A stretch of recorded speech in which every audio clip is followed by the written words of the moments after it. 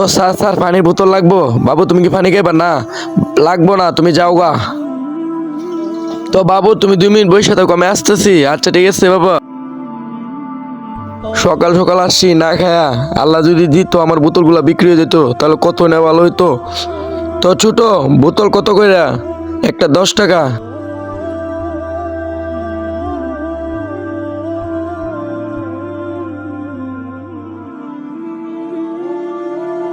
বাবা আমি পানি খামু।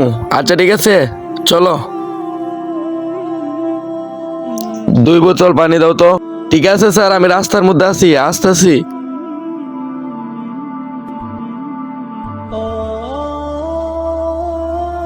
ওকে স্যার, বাবা পানির দামগুলা দাও।